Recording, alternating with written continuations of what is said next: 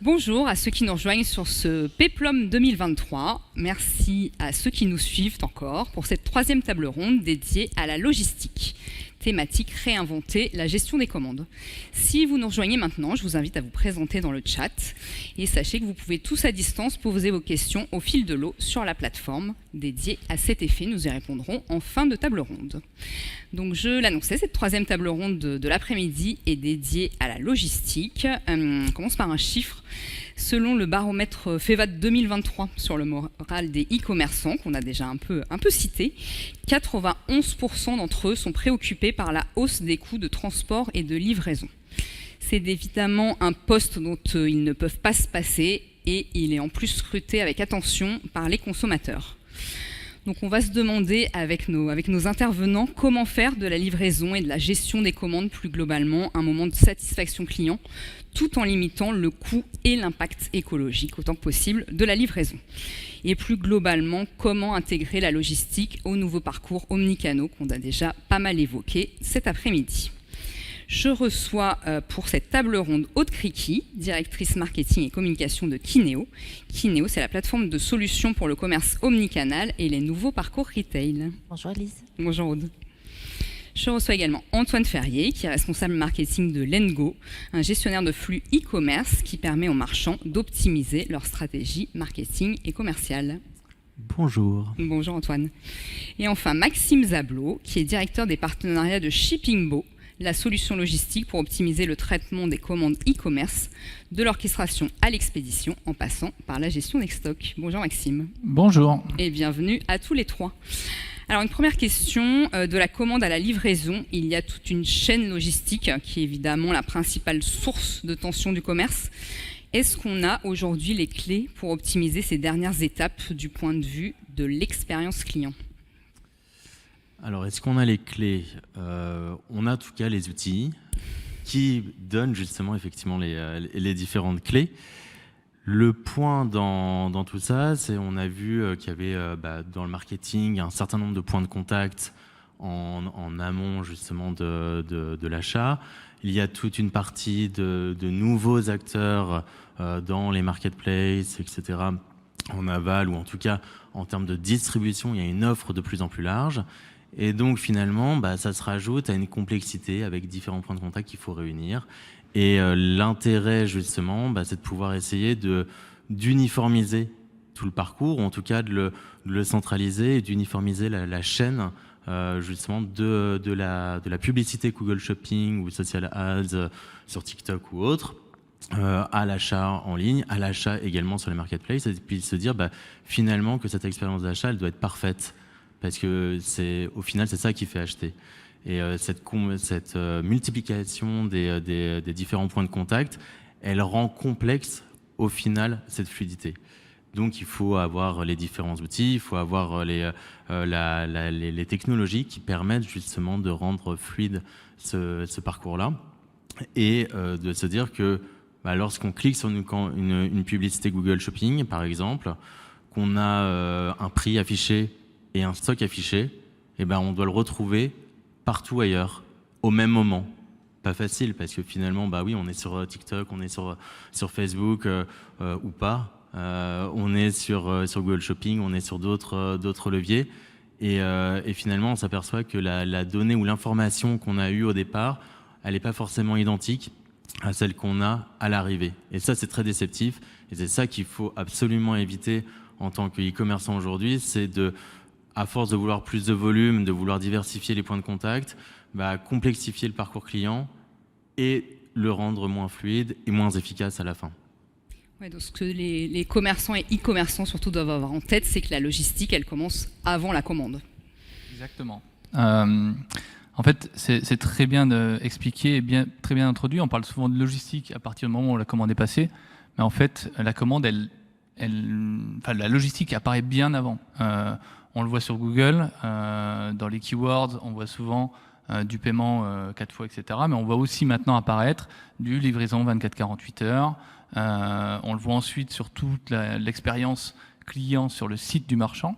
que ce soit sur la homepage, où il y a une réassurance de dire que les produits sont expédiés rapidement, et même sur les fiches produits, où il y a plein d'éléments logistiques qui apparaissent. Il peut y avoir le stock, de dire il ne reste plus que 5 de stock, donc créer du stress marketing, de se dire il faut que j'achète tout de suite parce que ça se trouve demain il n'y en aura plus. Il y a aussi tous les éléments de se dire c'est livré rapidement, et derrière on va aller dans le checkout, donc dans le panier, avec tous les modes de livraison possibles. Donc ça c'est le point vraiment important, c'est que la logistique, même si ça paraît pas sexy, en fait ça intervient dans le marketing et ça aide dans l'achat du consommateur, et ça le rassure, et derrière il y a une promesse. Et c'est là où il y a un point important, c'est de se dire après la logistique, il faut avoir une promesse de dire j'ai promis que j'allais expédier en tant de temps, il faut que je respecte ça, peu importe le moment. Peu importe le moment, que ce soit les commandes du lundi, où il y a toutes les commandes du week-end qui sont tombées, donc il faut se lever quand on a 300 commandes, et puis il faut aller préparer les colis, et donc c'est vraiment important. Et en termes de logistique, encore une fois, on voit plusieurs éléments. Le prix, donc est-ce que je propose un frais de port offert ou pas? J'assiste bien sur offert, parce qu'en fait, quand on voit frais de port gratuit, un transport, c'est jamais gratuit. Donc, c'est un point extrêmement important là-dessus. Et il faut bien aussi, on parle de RSE, de tous ces points-là, il faut bien faire comprendre aux consommateurs qu'un frais de port, c'est jamais gratuit. Les autres points, donc, il y avait le stock, les promesses et également les modes de livraison. Je propose du livraison standard, express, du point relais, de la livraison en magasin. Donc il y a plein de choix possibles. Donc je vais passer la main du coup à Aude sur un point. Et juste pour souligner sur la promesse, aujourd'hui ce qu'on a comme stat, c'est assez parlant. On a 7% en fait aujourd'hui des retours de colis qui proviennent d'un retard de livraison. Donc finalement d'une promesse qui est non assurée par rapport à ce qui a été vu, soit effectivement en aval côté marketing, enfin en amont côté marketing, et ou justement sur la fiche de la marketplace ou du client, quoi. C'est un gros impact, hein. On perd un client, et en plus c'est un coût parce qu'on n'a pas fait de vente, et il y a eu un aller et un retour à payer. Ouais, je vais rebondir sur tout ce que vous avez dit. En fait, on a beaucoup parlé de la livraison e-commerce, de l'exigence consommateur. Moi, il y a un point que je voudrais ajouter à ce débat, et vous en avez parlé avant dans l'étape sur l'omnicanalité, c'est quand même ce qui se passe aussi en magasin. Le magasin, il est encore très très central aujourd'hui dans le parcours d'achat des Français. Un récent baromètre Samsung Smart Retail nous disait qu'on avait 73%, donc 3 parcours d'achat sur 4 des Français qui se finissent en magasin. Donc ça reste encore quand même très très important, et dans les livraisons, enfin dans les promesses de livraison, on promet parfois aussi de la livraison en magasin sur du click and collect, voire de l'expédition aussi depuis le magasin avec du ship from store, etc. Et en fait, on a un consommateur qui est exigeant, qui attend énormément de fluidité. Et c'est normal, il s'y est habitué. En plus, il est très sollicité, il a beaucoup d'offres. Donc voilà, qui s'est adapté aussi à un certain nombre de comportements, notamment parce qu'avec le Covid, on lui a proposé plein de choses et il a gardé les meilleurs et il les a retenus, et c'est bien normal. Et en face, en magasin, on a des vendeurs qu'on sollicite toujours plus, à qui on demande de faire toujours plus de choses. Parce qu'ils doivent justement préparer des commandes, s'assurer qu'ils mettent un click and collect à disposition en temps et en heure. Et pour autant, on souhaite bien naturellement, les retailers souhaitent bien naturellement qu'ils gardent leur rôle de vendeur et de conseiller, et qu'ils soient là disponibles pour les clients. Donc en fait, l'enjeu, si on veut tenir cette promesse aussi, c'est d'avoir quelque chose qui soit facilité et facilitant pour les commerçants. Et pour ça veut dire quoi? En fait, il découle de là un certain nombre de choses. Ça veut dire qu'il faut qu'on puisse équiper les magasins et les vendeurs d'un certain nombre d'outils. Ça veut dire qu'il faut par exemple avoir une connaissance de son stock partout, en tout temps et toute heure.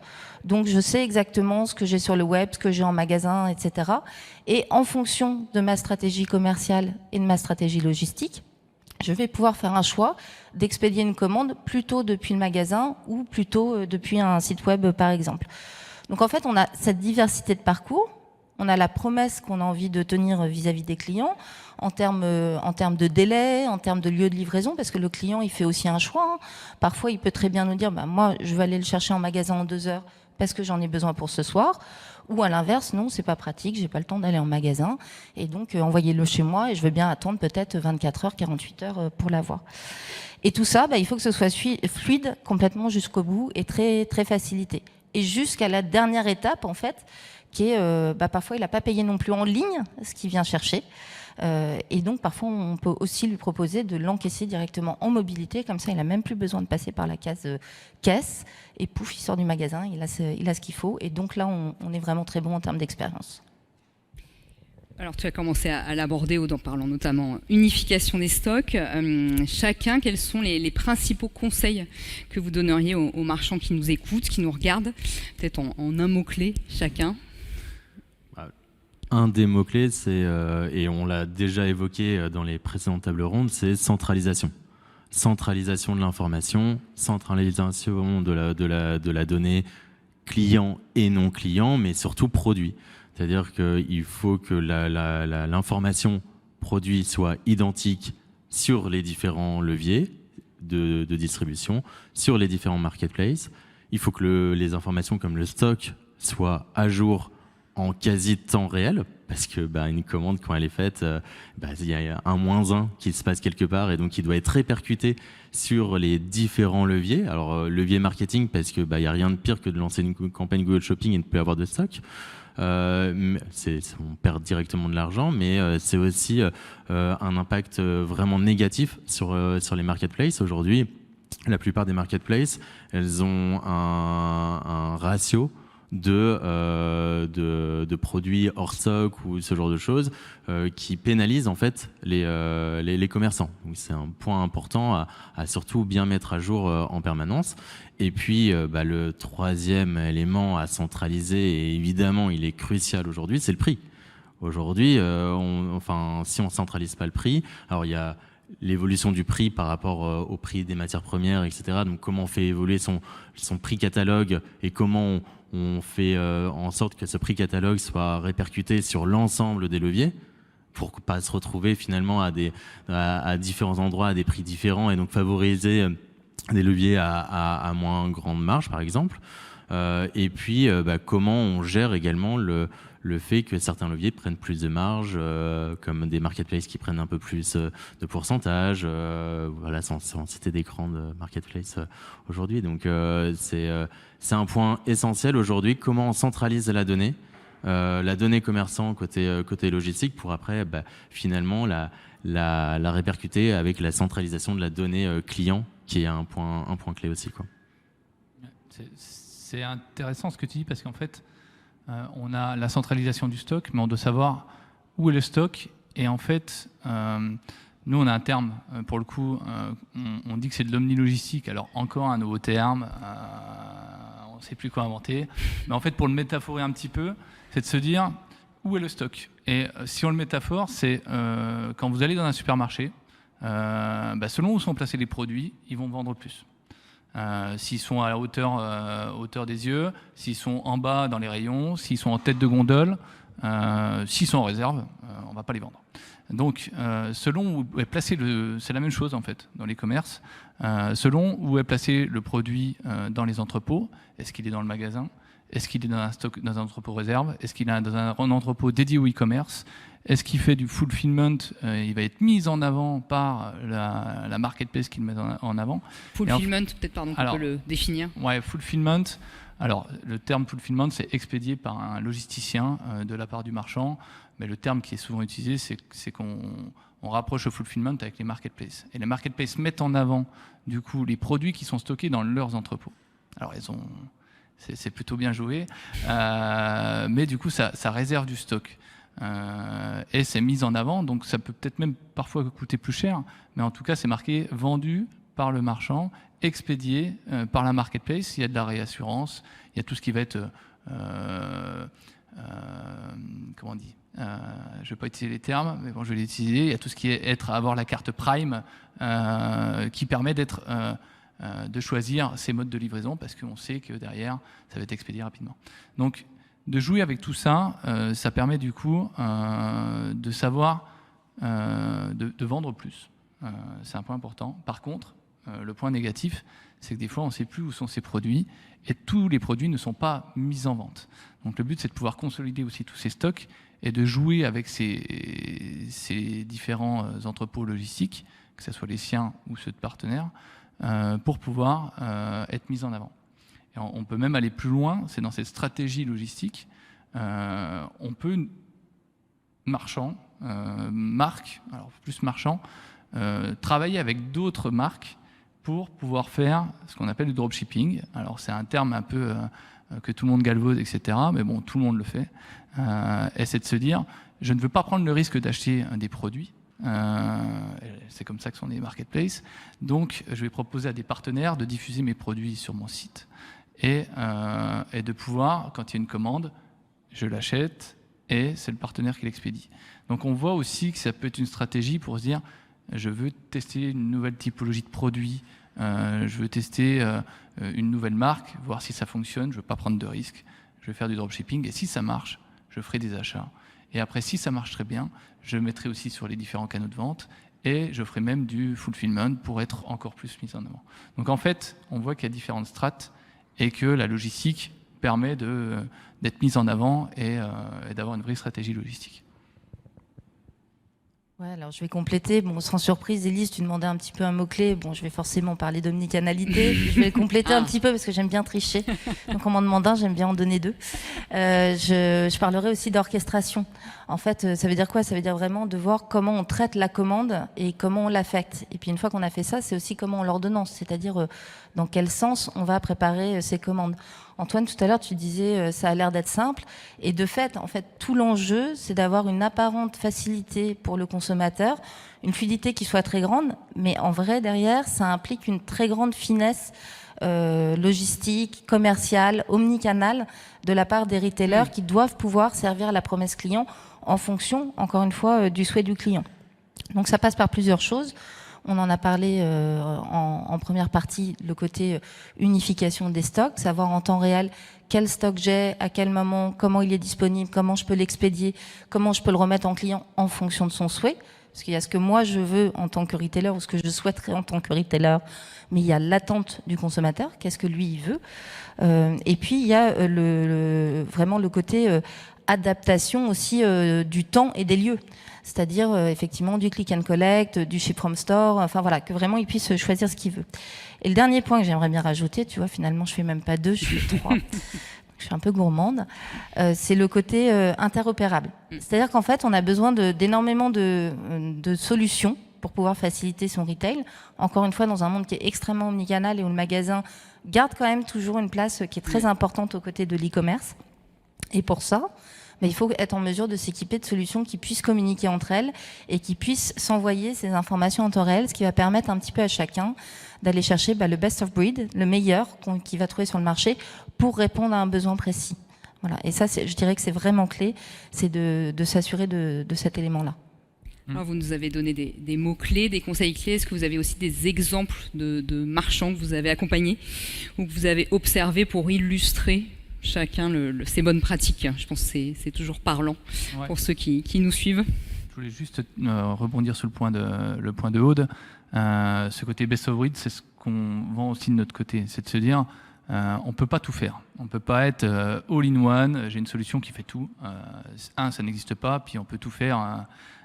C'est l'homme orchestre, hein, il fait tout, mais bon, vaut mieux avoir les Rolling Stones et les meilleurs les acteurs, le meilleur bassiste et le meilleur batteur, etc., et le meilleur chanteur pour faire quelque chose de vraiment bien. C'est un peu ce concept-là, et on a du coup 3 OMS, donc on pourrait se dire oui, on est concurrents, etc., mais en fait pas du tout. Les 3 peuvent travailler ensemble ou de solutions, et si on prend un exemple qui peut être fictif, mais un marchand va avoir besoin de Lengo pour pouvoir pousser ses catalogues sur tous les canaux de vente, pousser ses offres, les prix, les frais de port, les délais de livraison, etc. Qui est une commande qui soit faite, Lengo puisse la capter pour la BI. Nous, c'est de l'envoyer directement dans l'entrepôt. Et derrière, l'entrepôt, ou pas l'entrepôt même, il va y avoir un dispatch qui va être choisi. En fait, ce sera peut-être un magasin, donc renvoyé à Kineo. Mais s'il est envoyé dans l'entrepôt expédié par Shippingbo, enfin par la technologie Shippingbo, derrière, si le client n'est pas content, il va pouvoir aller le ramener dans le magasin. Et là va intervenir Kineo. Donc on voit qu'il y a il y a de l'interopérabilité. Et en fait, on a tous des API maintenant, on vit dans un monde d'API. Donc, on peut tous travailler ensemble et trouver un modèle qui va s'adapter aux marchands parce que chaque marque a son modèle. Il y en a qui sont full franchisés, il y en a qui sont marques propres ou franchisées. Et puis, en fait, il y a un peu de tout et il faut juste trouver le bon équilibre. Oui, pour te donner un exemple aussi, nous on travaille par exemple pour une boulangerie, grande marque de boulangerie. On travaille aussi pour un traiteur. Et par exemple, quand on fait les commandes traiteurs, en fait, les commandes elles tombent les unes après les autres, mais elles n'ont pas toutes le même degré d'urgence. Entre je commande mon déjeuner ou mon dîner pour recevoir mes amis ce soir, ou je commande pour un événement familial dans 10 jours. Peut-être que la deuxième commande est arrivée en première. Pour autant, c'est bien la deuxième. Faudra bien respecter un ordre en fonction de la livraison. Donc ça, c'est vraiment très important aussi de s'équiper d'un outil qui permette aux vendeurs, mais aussi en e-commerce, de pouvoir voir les commandes et après de pouvoir les prioriser. Et une fois qu'on a fait cette priorisation, de aussi pouvoir se dire mais comment je la prépare ? Est-ce qu'il y a des choses que j'ai à aller chercher avant dans ma commande ou pas ? Typiquement, chez un traiteur, peut-être que je vais d'abord aller chercher dans ma commande tout ce qui n'est pas frais, parce que tout ce qui est sous vide, ou je vais pouvoir le mettre en amont. Et puis tous les produits frais, je les mettrai qu'à la dernière minute. Donc je suis vraiment assistée de bout en bout sur la préparation de la commande. Et puis je voulais prendre aussi un autre exemple sur le côté vraiment promesse client et satisfaire la promesse client. Là, pour le coup, dans l'univers de la cosmétique, alors si tu es consommatrice de maquillage, tu sais que quand tu achètes par exemple un rouge à lèvres, tu as à peu près 72 000 références et en général, on veut toujours la référence qui n'est pas celle qui est dans le magasin. D'où l'importance aussi pour le vendeur qu'il puisse avoir sur un outil qui est adéquat. Et ça, nous, c'est des choses qu'on est capable de travailler avec nos clients, par exemple une tablette, d'avoir une vision complète du stock qui va pouvoir, encore une fois, en fonction du souhait du client, soit de lui dire, écoutez, j'ai une autre boutique qui se situe pas très loin et ils ont le rouge à lèvres dont vous avez besoin. Ou à l'inverse, de lui dire, pas de problème, je peux passer votre commande et vous la recevrez chez vous à tel ou tel autre moment. Voilà. Donc tout ça en temps réel et tout ça en ayant, encore une fois, au cœur la promesse client en fonction de votre stratégie commerciale. Oui, la promesse et le temps réel est vraiment quelque chose d'essentiel et c'est pour ça qu'à un moment donné, comme on disait dans la précédente table ronde, l'humain a ses limites et donc c'est pour ça qu'il faut trouver justement des outils et des machines pour pouvoir le faire. Et typiquement, quand on travaille pour une marque comme à fond la forme et qu'il y a un 50 Shades qui sort et qu'il y a un nombre de cravaches qui est vendu de manière totalement disproportionnée par rapport aux habitudes, et là, il n'y a que des règles qui peuvent se dire, finalement, on met à jour le stock en temps réel pour éviter justement d'avoir un effet très déceptif et de ne pas pouvoir assurer pendant le film, quoi. Oui, et puis juste pour rebondir sur ce que tu dis, il y a des règles qu'on paramètre, mais qui sont complètement personnalisables. C'est-à-dire chacun choisit précisément la règle qu'il veut mettre, dans quel ordre il veut traiter cette règle, son ensemble de règles, de manière à vraiment arriver, encore une fois, à quelque chose d'extrêmement fin, qui semble extrêmement fluide, et qui pour autant, derrière, demande une grande ingénierie. Avec un ensemble de variables qui peuvent dépasser le côté du catalogue produit. Je pense à des variables de météo. Typiquement, quand on a une marque comme Petit Bateau, on va plus pousser des cirés ou des vêtements de pluie, plutôt quand il pleut évidemment, plutôt que justement les vêtements d'été, alors qu'on est en plein mois d'avril et que finalement on s'attendait à avoir une autre saisonnalité. Et donc, et ça c'est pareil, tout est configurable, tout est paramétrable, mais avec les bons outils et surtout une donnée qui est totalement fluide à travers justement les différentes solutions. Et, moi j'ai un exemple, en fait on fait pas mal de vidéos pour expliquer aux marchands ce qui se passe dans un entrepôt, parce que c'est un outil, c'est bien sympa, mais de montrer comment il est mis en œuvre dans un entrepôt. Et moi celui que je montre très souvent, c'est celui d'un d'un vendeur de liquide de vapote. Du coup, il y a souvent, et lui, il dit dans la vidéo que ses clients sont pressés parce qu'ils ont bientôt plus de vapote, donc il va falloir tout de suite leur envoyer ces produits-là. Et il gère 700-800 commandes par jour. Et du coup, on lui a mis en place, et du coup, on voit la vidéo dans les entrepôts, un système où il va pouvoir préparer 70 commandes d'un coup et ne pas faire des allers-retours et faire 12 km et fatiguer l'opérateur. Et il va préparer ses commandes et surtout, il va, comme on disait, mettre des règles et de faire des sessions de préparation qui vont être selon les collectes de ses transporteurs. C'est-à-dire que l'expédier le same day, expédier le same day, c'est le jour même, c'est un peu la vision qu'a Shippingbo, et peu importe qui suivra en termes de transporteur derrière, c'est de dire, si je commande un produit à 15h, mon transporteur va passer à 17h, à 16h30, je fais une collecte de ce transporteur-là, et le produit part le jour même. Et l'expérience client qui est là-dessus, ça c'est des standards qui ont été mis en place par des grands groupes qui étaient très forts dans l'e-commerce et qui se régénéralisent. De toute façon, quand on veut un produit pour l'avoir le lendemain, je ne vais pas vous citer de nom, mais vous allez vite regarder sur quelques sites, vous savez généralement où vous allez. Donc c'est de pouvoir proposer cette même expérience-là sur son site et de se dire, les produits partent et j'envoie une notification à 17h que mon produit est parti. Mais vraiment parti, hein, pas je clique dessus et puis pendant 2 jours j'attends que le produit soit réellement collecté. Donc c'est vraiment aussi cette expérience-là dans la notification post-expédition qui est importante. Voilà.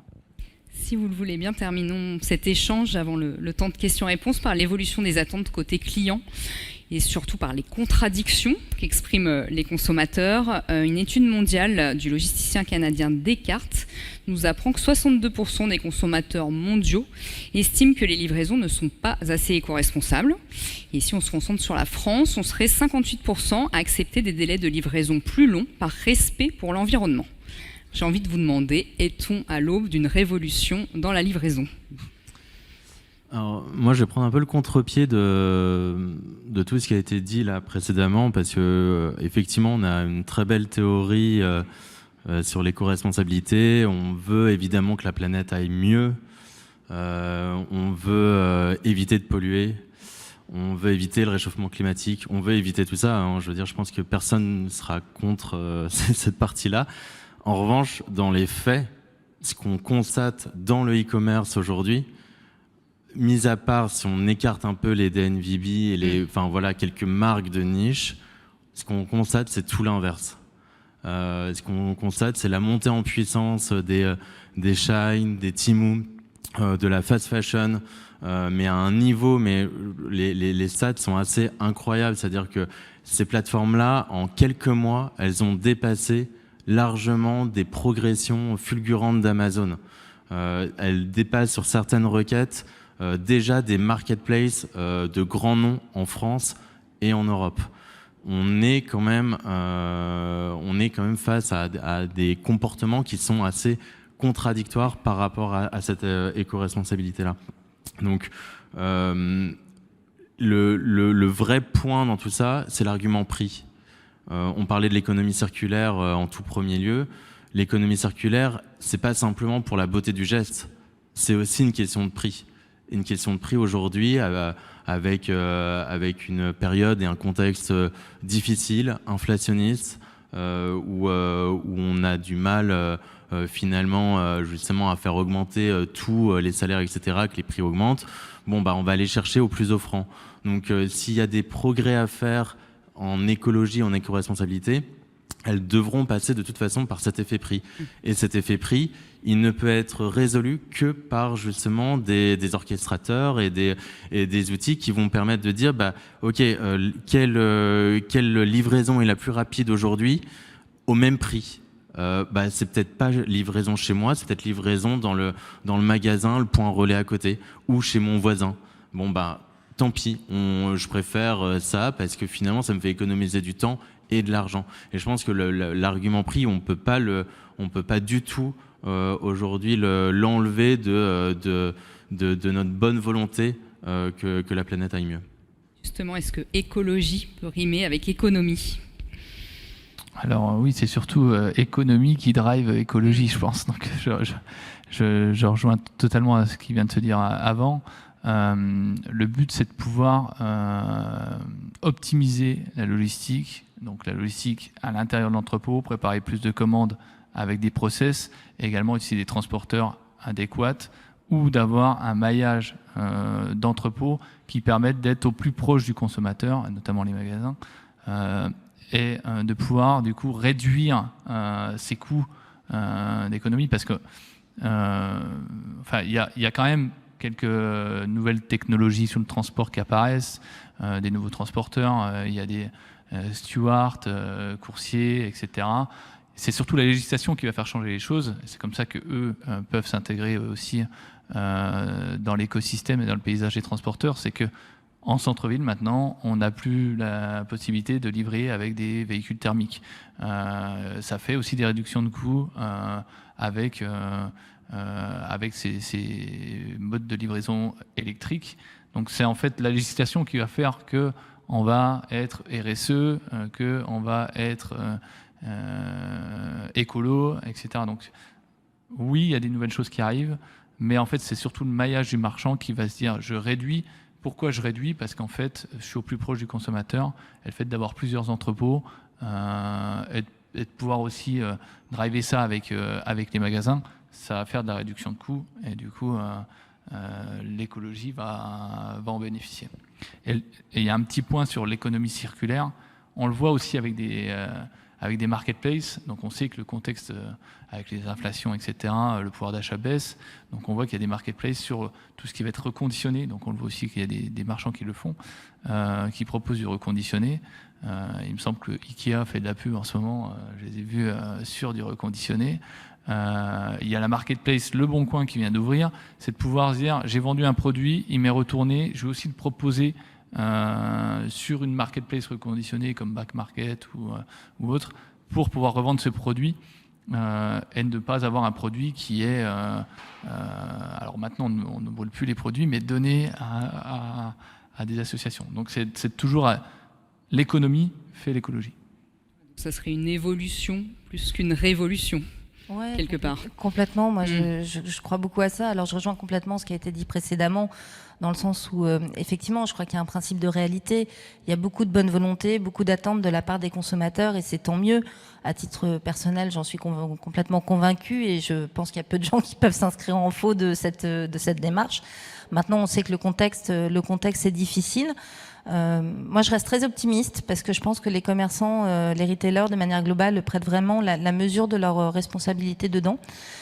Et ça passe aussi par donner des possibilités aux consommateurs qu'ils n'avaient pas avant. Je reprends mon fameux exemple d'une commande que j'ai passée sur Internet parce que c'était plus pratique pour moi, ou pour une raison qui m'appartient complètement. Mon produit, peut-être qu'il venait d'un entrepôt à Marseille, j'habite à Lille, le produit ne me convient pas. Si on me facilite la vie et qu'on m'autorise à aller le rendre dans un magasin à Lille plutôt que de le remettre dans une enveloppe, de le refaire passer dans tout un circuit logistique pour le renvoyer à Marseille, pour qu'il parte ailleurs ou que sais-je après, finalement c'est aussi déjà faire un geste. Et en plus, ça aide les commerçants aussi, parce que ça permet de quelque part faire aussi un peu de réapprovisionnement des stocks en magasin. Donc tout ça, c'est assez vertueux pour tout le monde. Et l'autre point aussi, moi, qui me rend assez optimiste, c'est que les retailers se penchent aussi beaucoup sur la création de nouveaux parcours. Tu parlais avec des marketplaces. Ça se voit aussi en magasin, la seconde vie, on en voit beaucoup dans le textile. Il y a de plus en plus de verticales qui s'intéressent aussi à ces questions-là. Et je trouve que c'est une bonne raison quand même d'être positif par rapport à des évolutions qui vont dans le bon sens pour notre planète, et pour un commerce qui soit plus respectueux, certes de la planète, mais aussi et surtout des attentes des clients, parce qu'au final c'est quand même pour eux qu'on travaille. Tant mieux, restons optimistes alors. Et tu parlais de ces nouveaux parcours, Aude, ils appellent aussi une convergence des solutions. Oui, au final, c'est vrai qu'on assiste à une convergence on parlait de l'omnicanalité, convergence du offline et du online, convergence du magasin physique, du magasin il n'y a plus cette dichotomie et cette séparation, même si dans les très grandes enseignes, il y a encore de fait des départements vraiment dédiés, mais au final, ces départements, ils viennent à converger aussi côté pure player, qui installe également des magasins physiques. Et même côté marketing, on voit effectivement cette convergence-là. Typiquement, quand on voit Google Shopping qui permet de faire ce qu'on appelle du LIA, et donc de pouvoir commander directement en magasin à partir de donner justement toutes les stocks de magasins directement en ligne sur le Google Shopping. C'est un des points clés qui permet de se réaligner entre le digital et le offline. Typiquement, par exemple, Decathlon, aujourd'hui, lorsqu'on achète en ligne et qu'on se fait livrer chez soi, la vente, elle est réattribuée au magasin le plus proche. C'est-à-dire que même au niveau stratégie, en gros, ils se disent finalement, la personne, elle a peut-être été en boutique, elle a peut-être été conseillée par un vendeur, elle a peut-être justement navigué parmi les rayons, elle a regardé, puis finalement, pour X raisons, comme on se l'est dit, il y a des raisons qui appartiennent qu'aux clients, parce que c'était plus facile, parce que c'était dimanche soir, parce que X chose. Parce qu'il y avait plus sa taille. Mais oui, par exemple, aussi, très très bonne réponse. Et finalement, il a commandé en ligne, mais la vente est réattribuée au magasin. Donc voilà, il y a des effets qui sont très positifs dans tout ça. Il faut surtout bien s'équiper, pouvoir avoir la maîtrise de son information, stock, prix, produit, et puis vendre toujours plus et mieux. Vendre toujours plus et mieux. J'ai envie de rester sur cette dernière phrase avant de passer aux questions-réponses. Merci à tous les trois pour ces échanges. Et puis comme sur les précédentes tables rondes, on va prendre les questions du public connecté et du public présent dans la salle aussi. Je crois qu'on a cette fois une question et le micro qui passe. Oui, moi j'ai une question plutôt pour Aude, je pense, que tu parlais tout à l'heure de pouvoir équiper, notamment en magasin, pour pouvoir équiper des vendeurs avec des tablettes. Aujourd'hui, ça c'est des solutions. Est-ce que ça s'adresse plutôt à une certaine typologie de marchands, une typologie de secteur? Est-ce que tu peux nous en dire un peu plus? Alors oui, effectivement, c'est important d'équiper les vendeurs avec les bons outils et surtout de l'équiper avec un outil qui recense beaucoup d'informations. Parce que la difficulté en magasin, c'est que parfois, on va avoir une multiplicité d'interfaces et toutes ces interfaces renvoient des informations différentes. Et c'est pas forcément évident pour jongler d'une interface à l'autre. Donc c'est pas du tout réservé à une verticale. Nous on le fait dans plein de métiers. Par contre, il y a un point qui est très important, c'est de bien travailler à l'ergonomie, à l'UX général de ces solutions, de manière à réfléchir. Alors là, pour le coup, non pas vraiment en termes de parcours client, mais plutôt en termes de parcours vendeur, qu'il arrive à trouver toutes les informations dont il a besoin pour pouvoir faire son métier, et encore une fois, d'une manière qui soit très facilitante pour lui et qui lui permette, j'insiste dessus, de se consacrer aussi à son métier prioritaire, qui est quand même de s'occuper de son client en magasin. Donc voilà, on le fait dans un spectre très très large, dans l'univers, je disais, de la cosmétique, chez des traiteurs, dans la culture, dans le bricolage. Donc vraiment tout s'envisage et tout est possible, tout est réalisable, comme disait l'autre. Sachant que le rôle du vendeur, il évolue aussi de la même manière, avec finalement, il ne vend plus que le stock en magasin, il peut s'occuper justement du stock en ligne, il peut aussi s'occuper des retours, des retours en ligne et non pas des retours du magasin directement, et donc s'interfacer dans tout ça et pouvoir avoir justement une facilité d'utilisation pour lui, c'est s'assurer aussi du bon parcours client au final et du bon remboursement, par exemple dans le cas d'un retour client, quoi. Oui, c'est ça, c'est essentiel de pouvoir avoir cette connaissance unique du parcours du client qui fait qu'on a toutes les informations en un seul endroit. Et d'ailleurs, beaucoup de marques ne s'y trompent pas, puisque on a tous entendu parler de ces fameuses DNVB, Digital Native, et aujourd'hui elles sont de plus en plus nombreuses aussi à chercher à avoir des points physiques. Tikamoon a annoncé qu'ils ouvraient des points de vente, parce que justement ça leur permet d'avoir un pied ancré, on va dire, dans la réalité, en hyper proximité avec leurs clients, et pour autant équipés des bons outils, il y a cette fluidité, cette facilité d'interfaçage qui se fait derrière. Ce qui nous fait un lien tout trouvé vers la question d'Annalisa, qui nous demande comment gérer la gestion des commandes en omnicanal de bout en bout. Comment connecter les outils notamment. Alors je précise qu'on y reviendra sur la dernière table ronde où on va vraiment parler commerce unifié, mais peut-être déjà de premiers éléments de réponse. Ouais. Comment gérer les commandes en omnicanalité? C'est ce qu'on disait, il y a deux choses qui sont très importantes. Il y a le côté orchestration, c'est-à-dire une fois que j'ai reçu ma commande, comment je vais l'affecter et à qui je vais l'affecter. C'est-à-dire entre, par exemple, est-ce que je l'affecte à un entrepôt, ou est-ce que je l'affecte à un magasin, ou est-ce que je l'affecte à plusieurs magasins qui vont prendre la commande ou pas en fonction de leur disponibilité, de ce qu'ils ont, etc. Donc le côté, on en parlait tout à l'heure, de l'hyper-personnalisation aussi dans la gestion des règles.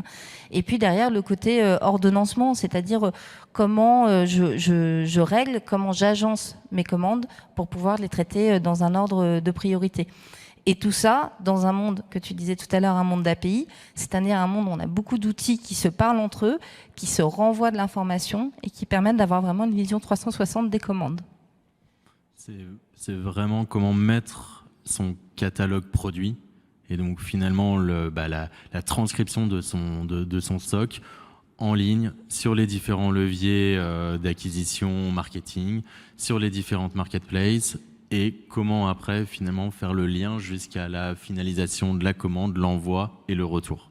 Ouais, le côté stock unifié est effectivement très important, et si on n'a pas ça, pour le coup, ça va être beaucoup plus compliqué. En parlant de stock, c'est pas obligatoire que ce soit le même stock partout.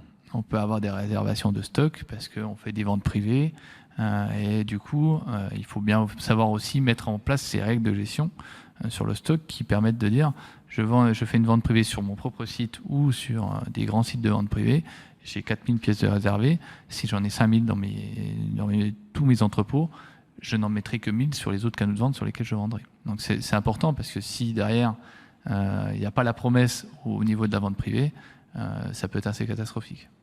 Clémence, à son tour, nous demande des conseils sur les options de livraison en dernier kilomètre.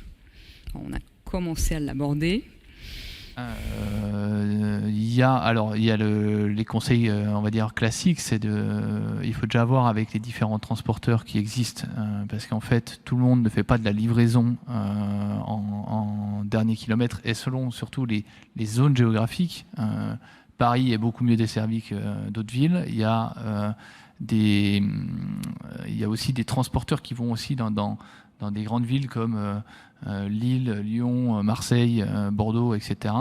Mais c'est quelque chose qui arrive. Donc il faut pouvoir le coupler avec de la livraison qui est aussi en dehors des grandes villes, ou même périurbaines, parce que moi j'habite à 10 km de Bordeaux, Uber et Deliveroo ne viennent pas chez moi. Donc il faut savoir proposer de la livraison dernier kilomètre en ville. Oui, il y a des solutions. Il y a Stuart, il y a Coursier, enfin il y a plein d'autres solutions. Il y a même des technologies comme Whoop qui le permettent.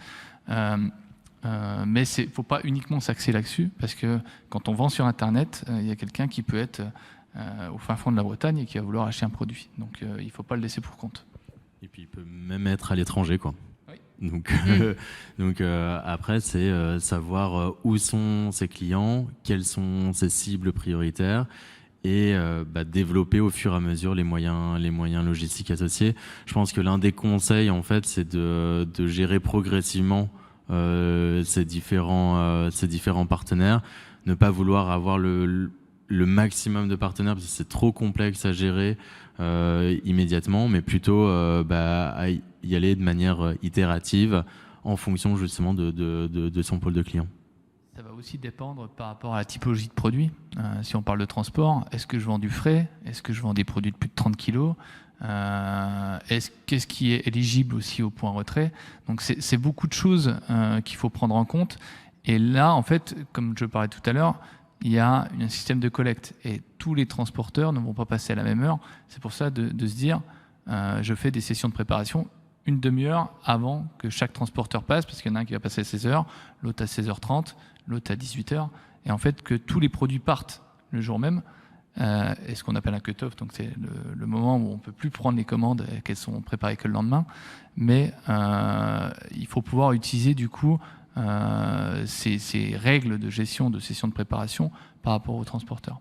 Mais pour en revenir à la question, oui, il y a des technologies et on est connecté à une technologie qui s'appelle Stuart, qui fait partie du groupe La Poste d'ailleurs, et qui permet de livrer avec réservation, prise de rendez-vous, etc., et de livrer rapidement à un consommateur final.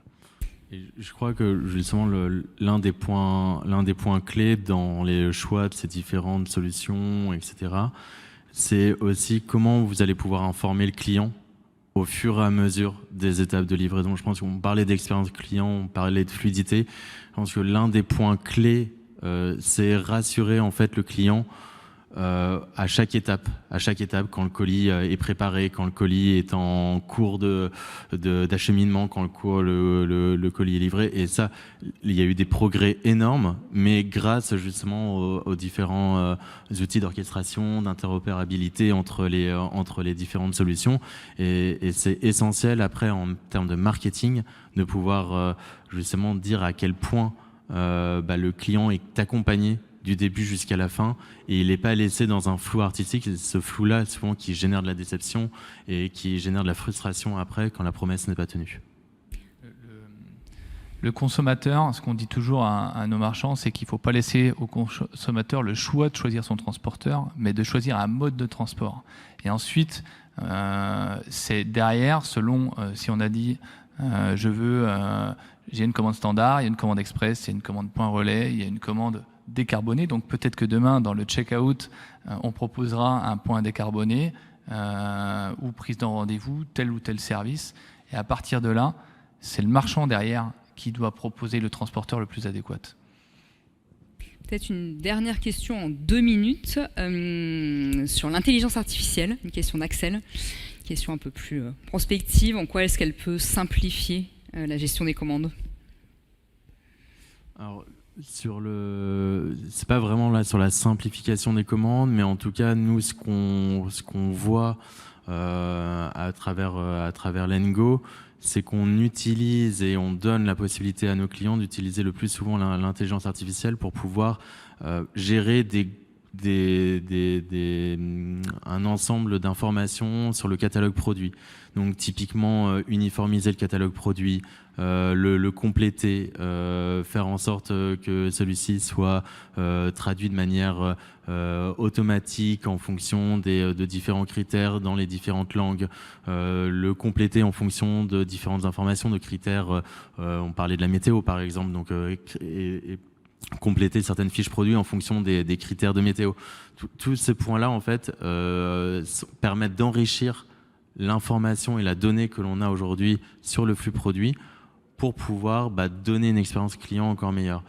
Et j'imagine qu'en termes d'algorithmes et en termes de data, côté logistique et livraison, il doit y avoir certainement beaucoup de choses, mais en tout cas, côté Lengo, côté amont, on va dire, du flux, il y a tout un tas d'enrichissements de données qui sont très très pertinentes avec l'intelligence artificielle et qui vont forcément aller de plus en plus vite dans les prochains mois, quoi. Ouais. Alors nous, l'intelligence artificielle, on commence à le voir arriver.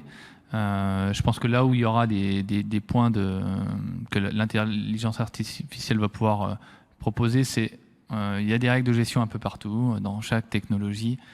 Du coup, c'est un travail qui peut être de fourmi parce qu'il y a quelqu'un qui doit avoir cette connaissance-là et il peut se faire assister demain par l'intelligence artificielle pour pouvoir faire les meilleurs réglages possibles Et on le voit, j'ai vu sur une technologie, c'est pas un ERP, mais c'est une technologie qui va se connecter avec Shippingbo pour pouvoir calculer du réassort automatique et du réachat automatique auprès des fournisseurs, parce qu'il y a un calcul qui fait que le délai de livraison d'une commande B2B est de temps, la rupture est prévue dans tant de temps, donc il faut avoir du réassort pour ne pas tomber en rupture de stock. Donc on voit qu'il y a des technologies qui commencent à arriver et à s'intéresser à nos outils. Après, l'intelligence artificielle, ça reste de l'algorithme et de la data. C'est un peu ce qu'on fait depuis 20 ans dans le web, donc il faut aussi prendre la mesure de tout ça. Typiquement, par exemple, sur tout ce que, on inclut un outil de gestionnaire de prix dynamique qui permet de dire finalement ce prix et ce produit-là, on peut ajuster le prix à plus ou moins 1 ou 2, 3 euros.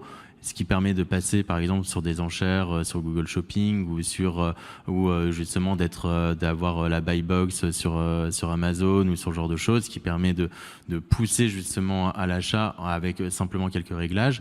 Mais il faut mettre des garde-fous, c'est-à-dire toujours l'important, c'est de se dire quand on laisse la place à l'automatisation, il faut aussi mettre les garde-fous pour éviter justement d'avoir des erreurs qui soient très très pénalisantes pour le commerçant. Merci. Et l'ajuster à ces réglages.